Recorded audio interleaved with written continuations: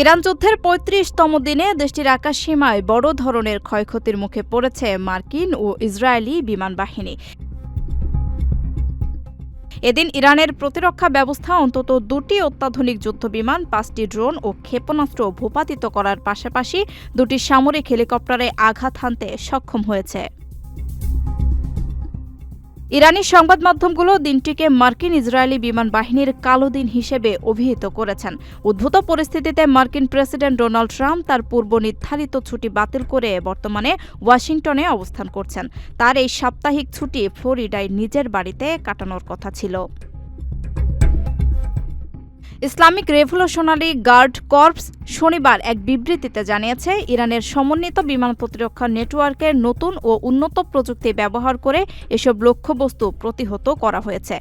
বিবৃতিতে উল্লেখ করা হয়, খুমেইন ও জানজান প্রদেশের আকাশে ২টি ক্রুজ ক্ষেপণাস্ত্র এবং ইস্পাহানের আকাশে ২টি MQ-9 অ্যাটাক ড্রোন ধ্বংস করা হয়েছে।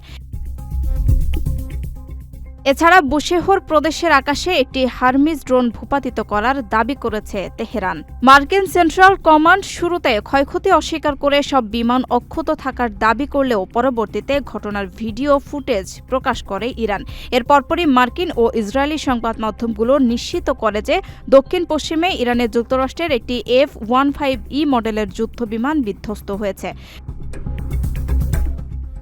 বিমানটিতে থাকা ২ জন ক্রুর মধ্যে পাইলটকে উদ্ধার করা গেলেও কো-পাইলট এখনও নিখোঁজ রয়েছেন। একই দিনে পারস্য উপসাগরের হরমুজ প্রণালীর কাছে একটি A-10 ওয়ারথগ ক্লোজ সাপোর্ট কমব্যাট বিমান বিধ্বস্ত হওয়ার খবর পাওয়া গেছে।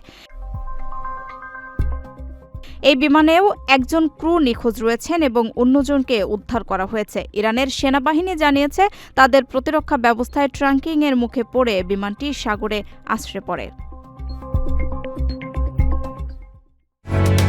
ওমানের সেরা রেট দিচ্ছে বাংলাদেশি প্রতিষ্ঠান গালফ এক্সচেঞ্জ। প্রিয়জনকে টাকা পাঠাতে আজই আসুন আমাদের যে কোনো ব্রাঞ্চে অথবা কল করুন স্ক্রিনে দেয়া নাম্বারে। গালফ এক্সচেঞ্জ, বাংলাদেশিদের প্রিয় এক্সচেঞ্জ।